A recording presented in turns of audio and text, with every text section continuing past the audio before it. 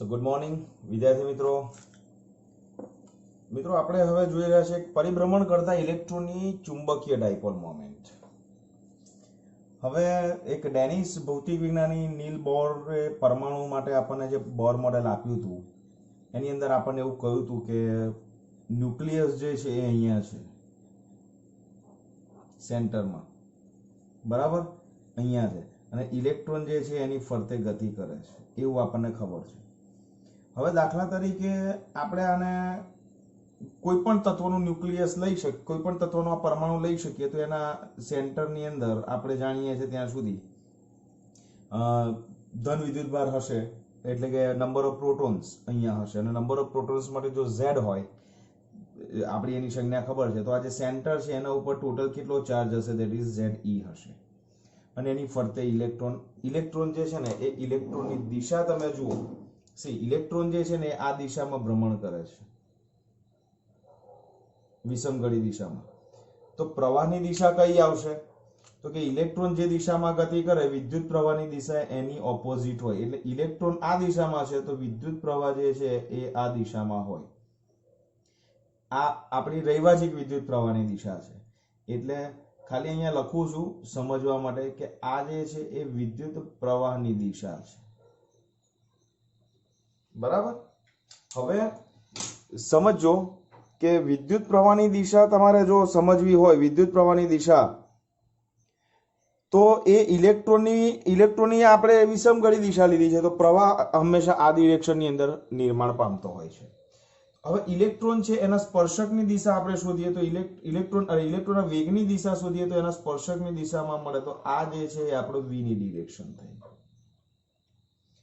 અને ઇલેક્ટ્રોન કેન્દ્રથી કેટલા ડિસ્ટન્સે છે? તો કે કેન્દ્રથી r જેટલા ડિસ્ટન્સે છે, તો આ થશે મિત્રો સ્થાન સદિશ r, બરાબર. યાદ રાખજો, પરિભ્રમણ કરતો ઇલેક્ટ્રોન જે છે એ એની સાથે કંઈક ચુંબકીય ડાયપોલ મોમેન્ટ સંકળાય છે. એ કેટલી સંકળાય છે એ આપણે શોધવા જઈ રહ્યા છે. તો આપણે પહેલા એ વિચારીએ કે એની સાથે ચુંબકીય ડાયપોલ મોમેન્ટ સંકળાય છે કેમ? તો કેમ આપણે એવું માનીએ છીએ? તો યાદ રાખો, કોઈ પણ વિદ્યુત પ્રવાહ ધારિત બંધ ગાળો હોય તો એની સાથે ચુંબકીય ડાયપોલ મોમેન્ટ સંકળાય. તો આ ઇલેક્ટ્રોન જે છે આ ડિરેક્શનમાં ગતિ કરે, એટલે એક વસ્તુ છે કે અહીંયા ઇલેક્ટ્રોનના ગતિની દિશા જે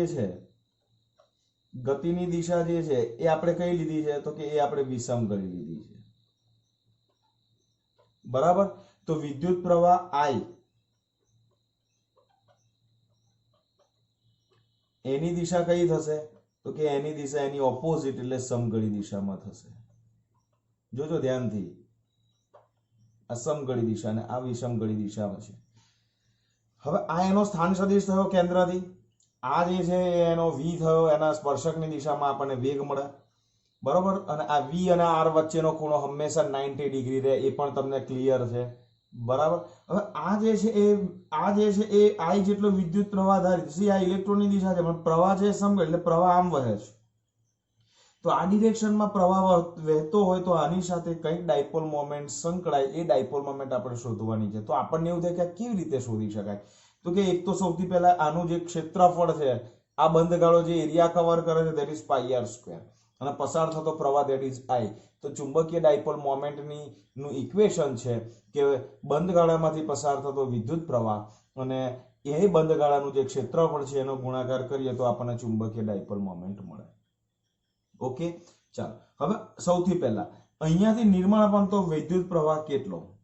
તો કે આપણને ખબર છે કે ભાઈ વિદ્યુત પ્રવાહ જે છે એનું ઇક્વેશન આપણે ભણી ગયા, I that is equal to Q divided by T, અને is equal to n into E, ક્વોન્ટમીકરણનો સિદ્ધાંત હતો T. હવે અહીંયા કેટલા ઇલેક્ટ્રોન્સ કન્સિડર કરે છે? that is only one, so small n ની વેલ્યુ કેટલી થઈ જશે? 1. તો અહીંયા થઈ જશે E divided by આ ઇલેક્ટ્રોનને એક પરિભ્રમણ પૂર્ણ કરવા માટે લાગતો સમય, that is કેપિટલ T, તો E divided by T થશે, બરાબર. કારણ કે વિદ્યુત પ્રવાહ એ શું છે? એકમ સમયમાં પસાર થતો વિદ્યુત ભાર. તો અહીંયા તો એક જ ઇલેક્ટ્રોન છે એટલે ટોટલ ચાર્જ કેટલો થશે? E થશે. અને સમયગાળો આપણે કેટલો લઈએ છીએ? એનો આવર્તકાળ જેટલો, કારણ કે એક પરિભ્રમણ માટે લઈએ. તો એક પરિભ્રમણમાં એક સેકન્ડમાં 1 સેકન્ડમાં કેટલા ઇલેક્ટ્રોન કેટલા પરિભ્રમણ પૂર્ણ કરે, તો એને આપણે એની ફ્રીક્વન્સી કહીએ છીએ, આપણે એને શું કહીએ છીએ, એની આવૃત્તિ કહીએ છીએ. તો આ આપણું બેઝિક ઇક્વેશન થયું. એમાં અહીંયા ટી છે એ શું આપણે કહી શકીશું, ટી શું છે, તો કે એક પરિભ્રમણ માટે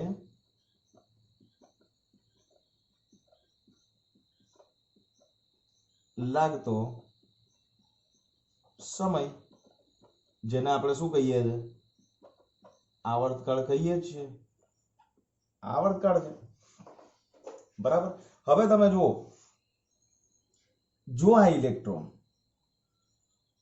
એક પરિભ્રમણ પૂર્ણ કરે ત્યારે કેટલું રેખીય અંતર કાપે, તો કે એના પરિઘ જેટલું, ધેટ ઇઝ એટલે રેખીય અંતર કેટલું થશે, 2πr, અને એ 2πr જેટલું ટ્રાવેલ કરે છે એટલે એક પરિભ્રમણ પૂર્ણ થાય, ને એક પરિભ્રમણ પૂર્ણ કરવા માટે લાગતો સમય એટલે કેપિટલ ટી. તો આપણે એવું કહી શકીએ કે આર ત્રિજ્યાની કક્ષામાં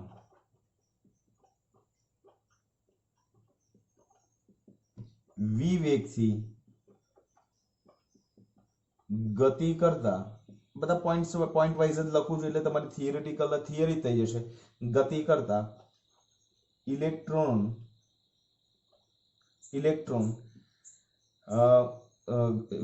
આ ત્રિજ્યાની કક્ષામાં વી વેગથી ગતિ કરતા ઇલેક્ટ્રોનનો આવર્તકાળ, તો તમને ખબર છે વેગ બરાબર અંતર ભાગ્યા સમય, વેગ બરાબર અંતર ભાગ્યા સમય, તો સમય બરાબર અંતર ભાગ્યા વેગ, તો t that is equal to 2πr divided by v. આ ઇક્વેશન કેવી રીતે લાગે ખબર પડી ગઈ, કારણ કે વેગ બરાબર અંતર ભાગ્યા સમય, તો 2πr divided by t. સો આ જે t જે છે એની વેલ્યુ આપણે અહીંયા રિપ્લેસ કરી શકીએ, તો આપણને i કેટલો મળે છે, તો કે i is, see this is equation 1, this is equation 2. તો સમીકરણ 1 અને 2 પરથી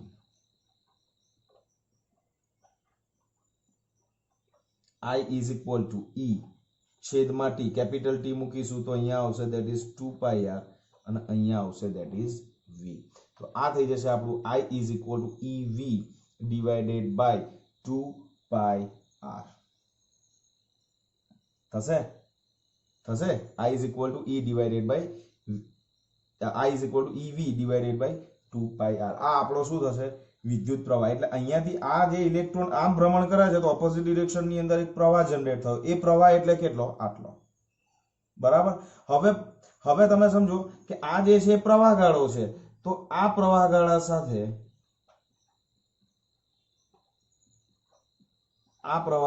સાથે સંકળાયેલ,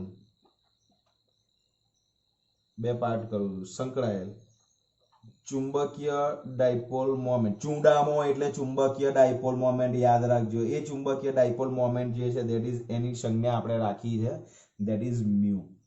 બરાબર. એઝ પર ટેક્સ્ટ આપણે જોઈશું ને તો ધેટ ઇઝ મ્યુ એલ શબ્દ એ લોકોએ વાપર્યો છે. તો આપણે અહીંયા લઈએ છીએ મ્યુ, એ કેટલો થશે, that is equal to i into mu L સફિક્સમાં છે, અને ઇઝ ઇક્વલ ટુ કેટલી થશે, ધેટ ઇઝ i ઇન્ટુ, એ આપણું ઇક્વેશન છે. હવે એ બરાબર તમને ઇક્વેશન ખબર છે, તો કે a ઇઝ ઇક્વલ ટુ બંધ ગાળાનું ક્ષેત્રફળ, તો બંધ ગાળાનું ક્ષેત્રફળ થશે that is pi r square. તો આ મ્યુએલ ની વેલ્યુ કેટલી થાય જુઓ, તો mu L is equal to i ની વેલ્યુ અહીંયાથી ઉપરથી ઉઠાઈ લઈએ તો ev ડિવાઇડેડ બાય 2πr અને ઇન્ટુ પાઈ r સ્ક્વેર, આટલું એઝ ઇટ ઇઝ થશે. તો હવે શું નીકળશે, જો પાઈ પાઈ કેન્સલ થઈ જશે અને એક એક r કેન્સલ થશે, તો આના બરાબર આપણને મળશે that is 1/2 EV r, equation number 3. Okay. હવે સમીકરણ 3 માં જોજો, હવે સમીકરણ 3 માં જમણી બાજુ m વડે ગુણતા અને ભાગતા, આ બાજુ m વડે અહીંયા ગુણું ને m વડે ભાગવું, તો મ્યુએલ ઇઝ ઇક્વલ ટુ શું થશે, EVRM છેદમાં ટ્વાઇસ, તો એઝ ઇટ ઇઝ હતું ને m વડે ભાગ્યું. ઓકે. હવે તમે જુઓ કે m શું છે, m એટલે ઇલેક્ટ્રોનનું દળ છે. જમણી બાજુ m જે છે m વડે ગુણતા, m એટલે ઇલેક્ટ્રોન, માસ ઓફ ઇલેક્ટ્રોન છે. અહીંયા લખી દઈએ છે કે જ્યાં me બરાબર ઇલેક્ટ્રોનનું દળ. ક્લિયર? તો હવે તમે જુઓ કે આ L ઇઝ આ mv ઇન્ટુ r બરાબર શું થાય? તો આ જે mvr છે ને that is equal two L છે. તો અહીંયા જુઓ mu L is equal to E by twice m અને into L. Now what is L? L is equal two mvr. હવે આ ક્યાંથી આવ્યું? એ એક્ઝામમાં તમારે બોર્ડ એનું ડિટેલમાં ડિસ્ક્રિપ્શન આપવાની જરૂર નથી, બટ તમને ખબર હોવી જોઈએ કે આ L બરાબર mvr કેવી રીતે આવ્યું તે હું તમને અહીંયા બતાવું છું. જુઓ L ઇઝ ઇક્વલ ટુ તમને ખબર છે ઇક્વેશન r ક્રોસ p ધોરણ 11 ની અંદર કોણીય વેગમાનનું ઇક્વેશન બની ગયા. હવે r અને v વચ્ચેનો p એટલે mv થશે, એટલે r ક્રોસ mv થશે. ચલો mv એટલે v અને r, તો આ r અને v વચ્ચેનો એંગલ કેટલો છે 90, તો અહીંયા sin 91 થઈ જશે. તો ધેટ ઇઝ ઇક્વેશન આવશે, that is mvr is equal two L. થઈ ગયું L is equal two mvr. બોલો અહીંયા સુધી કોઈને કઈ ડાઉટ નથી? આ ઇક્વેશન સુધી બધા ક્લિયર થઈ ગયા. હવે જોજો અહીંયા જો શરૂ હવે થાય છે કોણીય વેગમાન સદિશ રાશિ છે, તો મ્યુએલ પણ સદિશ રાશિ જ થાય. તો સૌથી પહેલા મ્યુએલ ની દિશા શોધો. ચલો મ્યુએલ ની દિશા એટલે કઈ દિશા મને એ કહો. મ્યુએલ એટલે ડાયપોલ મોમેન્ટ, અને ડાયપોલ મોમેન્ટ ની દિશા એટલે ક્ષેત્રફળ સદિશ ની દિશા, અને ક્ષેત્રફળ સદિશ ની દિશા એટલે તમારે યાદ રાખવાનું શું? તો કે મ્યુએલ ની દિશા કેવી રીતે શોધવાની? રિપીટ કરું છું, આગળના વિડીયોની અંદર પણ તમે જોઈ લેજો કે મ્યુએલ ની ડિરેક્શન તમારે શોધવી હોય તો આ જે ઇલેક્ટ્રોન છે જે આ માર્ગ પર ગતિ કરે છે એમાં પ્રવાહની દિશા કઈ તરફ છે એ શોધી નાખો. તો પ્રવાહ છે એ સમઘડી દિશામાં છે. આમ હું તમને સમજાવવા જઈ રહ્યો છું મ્યુએલ ની દિશા કેવી રીતે શોધવાની. મ્યુએલ ની દિશા શોધવી હોય તો તમારે આ જે બંધ ગાળો છે એમાં પ્રવાહની દિશા કઈ છે એ પહેલા શોધવાની. તો પ્રવાહની દિશા અહીંયા આપણે લઈ લીધી છે, સમઘડી દિશા આવે જ છે. તો પ્રવાહ આમ જો વહેતો હોય તો પ્રવાહ આમ વહેતો હોય તો આંગળીઓ પ્રવાહની દિશામાં રાખવાની, અને અંગૂઠો જે તરફ જાય એ દિશા એટલે તમારી કઈ થશે? મ્યુએલ ની દિશા થશે. ઓકે, સો પ્રવાહ જે છે આમ જાય છે તો આપણે આંગળી આમ રાખી, અંગૂઠો જે જાય છે એ નીચે જાય છે, તો મ્યુએલ જે છે એ થશે આપણો પૃષ્ઠને લંબ અંદર તરફની દિશા. ક્લિયર છે અહીં સુધી? સી મ્યુએલ સદિશ રાશિ છે, હમણાં આપણે સદિશ મૂકીએ છે સી. ઓકે, અને કોણીય વેગમાન પણ સદિશ રાશિ છે. ચલો કોણીય વેગમાન તમારે શોધવું હોય તો શું કરવાનું? તો કે r ક્રોસ p એટલે r અને p થી રચાતા સમતલને લંબ. તો જોઈ લો આ r થઈ ગયો, આ તમારો r થઈ ગયો, અને એ જ સામાન્ય બિંદુમાંથી આ v થઈ ગયો. સો r અને v, તો આ તમારી વેગમાનની દિશા થઈ. v ની ડિરેક્શન હોય તો p ની ડિરેક્શન પણ આ જ થાય. તો r ક્રોસ p કરવું છે એટલે r ને p તરફ ફેરવવાનો, જમણા હાથનો સ્ક્રૂ અહીંયા મૂકવાનો, આ મૂક્યો, સમતલને લંબ r ક્રોસ p એટલે r ને p તરફ ફેરવવાનો. તો સ્ક્રૂ ને આમ ફેરવીશું, સ્ક્રૂ ને આમ ફેરવીશું, આમ ફેરવીશું તો સ્ક્રૂ ક્યાં આવશે? ઉપર આવશે. તો એનો મતલબ એ કે કોણીય વેગમાન છે એ મળશે આપણને પૃષ્ઠને લંબ બહાર તરફ ની દિશા. એનો મતલબ એ કે મ્યુએલ અને L ની દિશા વચ્ચેનો ખૂણો કેટલો થયો? That is 180 degree. એટલે કે પરસ્પર વિરુદ્ધ દિશા થઈ, અને પરસ્પર વિરુદ્ધ દિશા હોય તો આપણે જ્યારે આને સદિશ સ્વરૂપે દર્શાવવું હોય તો mu L is equal to E divided by twice ml છે. સદિશ તરીકે મારે દર્શાવવું હોય તો મ્યુએલ અને L પરસ્પર વિરુદ્ધ છે. સો we have to put the minus sign against E by twice me. And what is m? So m, that is mass of electron, this is mass of electron, this is mass of electron, this is mass of electron. બોલો અહીંયા સુધી બધાને clear? તો આ જે છે એ પરિભ્રમણ કરતા ઇલેક્ટ્રોનની ચુંબકીય ડાયપોલ મોમેન્ટનું ઇક્વેશન છે. અને હવે આ E જે છે that is constant, mass of electron that is constant.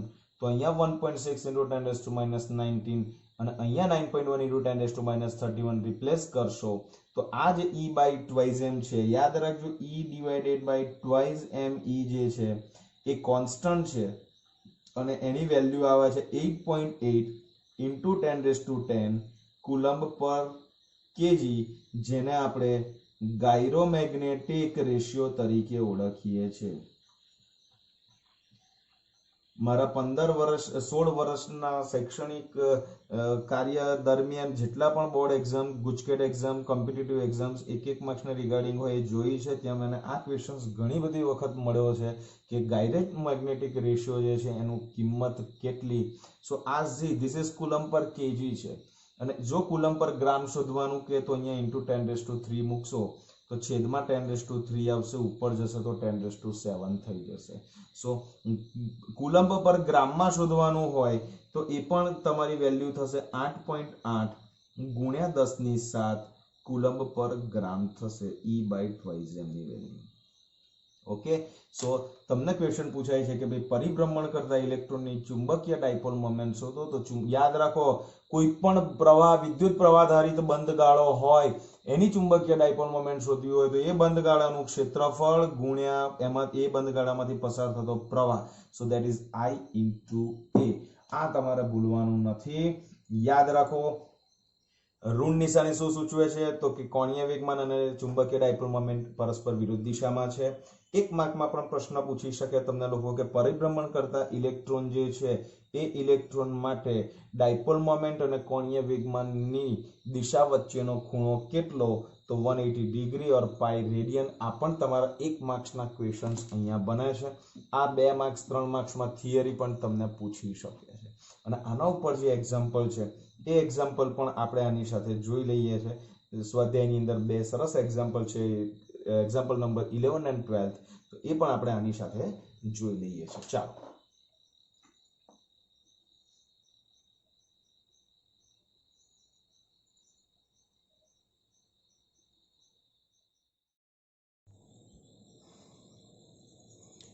ચાલો ટેક્સ્ટ બુકનું એક એક્ઝામ્પલ છે 4.11. એક ઓરડામાં 4.5 ગોસ અને 1 Gauss is equal two 10⁻⁴ tesla જેટલું નિયમિત ચુંબકીય ક્ષેત્ર આપ્યું છે. સો B is equal two 6.5 into 10⁻⁴ tesla આપ્યું છે.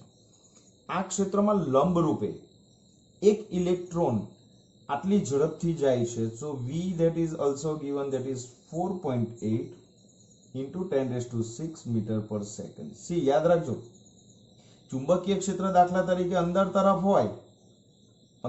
હોય તો ઇલેક્ટ્રોન લંબ રૂપે દાખલ થાય છે, એટલે બી અંદર તરફ છે અને વી છે એ ઇલેક્ટ્રોનનો આ તરફ છે, એટલે વી અને બી વચ્ચેનો એંગલ કેટલો છે? વી અને બી વચ્ચેનો ખૂણો કેટલો થશે? જો નિયમિત ચુંબકીય ક્ષેત્ર છે અને આ ક્ષેત્રમાં લંબ રૂપે એક ઇલેક્ટ્રોન 4.8 ગુણ્યા આટલી ઝડપે છોડવામાં આવે છે. એનો મતલબ એ કે એ પરસ્પર લંબ છે, એટલે ખૂણો કેટલો થઈ જાય છે આગળ તમારો 90 ડિગ્રી. ચાલો, ઇલેક્ટ્રોનનો માર્ગ વર્તુળાકાર કેમ હશે તે સમજાવો અને વર્તુળાકાર કક્ષાની ત્રિજ્યા શોધો. તો just you have to find out that is r. Okay, theta કેટલો છે તમારો? 90 ડિગ્રી થઈ ગયો. ઓકે, હવે તમને ખબર છે કે આ લંબ રૂપે જાય તો એના પર કેટલું ફોર્સ લાગે? તો કે that is q v cross b. આ આપણું ઇક્વેશન છે મૂલ્ય. તો મૂલ્ય કેટલું થશે? તો કે that is q vb sin theta. Theta કેટલો છે? That is 90 degree. So answer આવશે ધેટ ઇઝ q vb. અને આ જ એને જરૂરી લંબ રૂપે દાખલ થાય તો યાદ કરો એનો માર્ગ કેવો હોય? વર્તુળાકાર હોય, અને વર્તુળાકાર હોય તો એને જરૂરી કેન્દ્રગામી બળ કોણ પૂરું પાડશે? તો કે જરૂરી કેન્દ્રગામી બળ mv²/r કોણ પૂરું પાડશે? that is qvb. so you have to find out 1 v cancel થઈ જશે તો r જે છે એને સૂત્ર કરતા બનાવવાનો, તો that is mv divided by q into b. આ બેઝિક ઇક્વેશન. હવે અહીંયા કોણ છે? વિદ્યુત ભાર q નથી, q નથી અહીંયા. વિદ્યુત ભાર તરીકે કોણ છે? ઇલેક્ટ્રોન છે. પ્રોટોન હોય તો પણ ઈ જ લેવાનો, ઇલેક્ટ્રોન હોય તો પણ આપણે ઈ જ લેવાનો. તો આપણું ઇક્વેશન થશે that is mv divided by e into b. Okay, so તમે અહીંયા mv into eb ની કિંમત તમે રિપ્લેસ કરશો તો r જે છે that, સી અહીંયા હું તમને લખી આપું છું. સો કે do calculation. this is a reminder that શેનું રિમાઇન્ડર છે કે આજે કિંમત મૂકીને ગણતરી કરવાની છે પ્રોસેસ તમારે કરવાની છે and you have to verify your answer with my answer that is 4.2 into 10 raised to minus 2 metre બરાબર અને સેન્ટીમીટરમાં એને કન્વર્ટ કરીશું તો સેન્ટીમીટર સો તમારે જરૂર નથી સેન્ટીમીટરમાં કન્વર્ટ કરવાની એ લોકોએ નહીં સ્પેસિફિકલી માંગ્યું કે આ પ્રમાણે જ આન્સર જોઈએ આ તમારે ખાલી વેરીફાઈ કરવાનો છે કે મિત્રો તમારા આન્સર આવે છે કે નહીં બોલો કઈ ડાઉટ છે બચ્ચાઓ અહીંયા હવે નથી સારું ચલો હવે 4.12 જુઓ કે સ્વાધ્યાય 4.11 માં એટલે આની જોડે જ લઈ લીધો છે મેં કારણ કે અહીંથી આ વેરીફાઈડ જોઈ છે બધી આન્સર્સ તો 4.11 માં વર્તુળાકાર કક્ષામાં ઇલેક્ટ્રોનના ભ્રમણની આવૃત્તિ શોધો શું આ જવાબ ઇલેક્ટ્રોનની ઝડપ પર આધાર રાખે છે સમજાવો ઓકે સો જો સૌથી પહેલા તો કે આપણને જે બેઝિક ઇક્વેશન આપણી પાસે આયા છે એ તો આપણે લખવા જ પડશે એટલે એમાં કંઈ આપણે કરી શકવાના નથી તો આપણી ઇક્વેશન કયું છે ધેટ ઇઝ QVB અને Q ની જગ્યાએ આપણે શું લઈશું E લઈશું આ છે ને QVB ની જગ્યાએ આપણે શું લઈશું EB ક્લિયર થાય છે ને કે નહીં થતું તો અહીંયા આવશે that is QVB sin theta is equal to mv square by r આટલું તો આપણે આ આપણું બેઝિક ઇક્વેશન હવે થીટા 90 મૂકીશું અને q ની જગ્યાએ e મૂકીશું એટલે આપણને ઇક્વેશન મળશે that is bev is equal to mv square divided by r યાદ રાખજો તમારે ફ્રીક્વન્સી શોધવાની છે અને ફ્રીક્વન્સી માટે તમારી પાસે શું છે જોવાનું તો સૌથી પહેલા એક v કેન્સલ થઈ જશે અહીંયા ગાડી અને એક v કેન્સલ થઈ જશે તો આપણને મળશે that is b into e અને b into e is equal to mv divided by r થશે be is equal to mv by r હવે એ પણ તમને ખબર છે કે v is equal to r omega અને r omega ની જગ્યાએ તમને એ પણ ખબર છે omega બરાબર that is 2 pi nu this is nu frequency જે છે that is nu આના વંચાઈ nu કોની સંજ્ઞા છે આવૃત્તિ જે આપણે શોધવાનું છે સો v ના સમજી લેતા v હવે છે ને આ જે છે આ જે છે એ ન્યુ છે ઓકે તો હવે જુઓ આ v is equal to r into 2 pi into nu અહીંયા રિપ્લેસ કરી દઉં તો be is equal to મળશે that is m by r કૌંસમાં આ જે v છે એની જગ્યાએ આ રિપ્લેસ કરું that is r 2 pi nu હવે એક એક r કેન્સલ થઈ જશે તો nu ના સૂત્ર કરતા બનાવો તો nu ના સૂત્ર કરતા બનાવશો that is e divided by b r cancel છેદમાં જશે twice pi m આ થઈ ગયું મિત્રો તમારી આવૃત્તિનું ઇક્વેશન અને હવે વાંચો શું આ જવાબ ઇલેક્ટ્રોનની ઝડપ પર આધાર રાખે છે પહેલા એ ચેક કરો રાખે છે કે નહીં રાખતું ફ્રીક્વન્સી શોધવાની છે તમારે આવૃત્તિ શોધવાની છે એટલે ઈ આપ્યો છે ચેક કરો યસ ઈ આપ્યો છે બી આપ્યો છે યસ બી પણ આપ્યો છે એમ આપ્યો છે યસ એમ ઓફ ઈ પણ આપ્યો છે સો અહીંયા તમને ખાલી લખી આપું છું કે સૂત્રમાં કિંમતો મૂકવી ભૈયા તમારે કામ કરવાનું છે મારે નહીં કામ કરવાનું આ રિમાઇન્ડર છે અને ન્યુ જે છે એ આ જે ન્યુ જે છે એ આન્સર તમારો લગભગ that is almost 18.18 into 10 raised to 6 hertz આવવો જોઈએ આની અરાઉન્ડ એપ્રોક્સિમેટ આવવો જોઈએ મીન્સ આને એપ્રોક્સિમેટલી 18 હર્ટ્ઝ લઈ લઈએ છે મેગા હર્ટ્ઝ બરાબર આ આપણો આન્સર આવવો જોઈએ તમારા મારા આ આન્સર સાથે વેરીફાઈ કરવાનો છે કેલ્ક્યુલેશન અહીંયા ઈ બી ને એમ ની વેલ્યુ મૂકવાની છે ખબર પડી ઈ બી એમ કઈ મૂકવાની છે ઈ બી અને એમ મૂકવાના છે ઓકે અને જવાબ આવશે હવે તમે જુઓ આ જવાબ ઇલેક્ટ્રોનની ઝડપ પર આધારિત છે તો અહીંયા જુઓ ને આના સૂત્રમાં v આવતો જ નથી એનો મતલબ એ કે આ આવૃત્તિ ઇલેક્ટ્રોનની ઝડપ પર કે ઇલેક્ટ્રોનની ઝડપથી સ્વતંત્ર છે માટે v પર આધારિત નથી ઓકે સો આ બે એક્ઝામ્પલ ટેક્સ્ટ બુક ના છે સ્વાધ્યાયના છે એટલે ભૂલ થાય નહીં લખવાનું ભૂલાય નહીં આ સ્વાધ્યાયના એક્ઝામ્પલ છે ટેક્સ્ટ બુક એક્સરસાઇઝ છે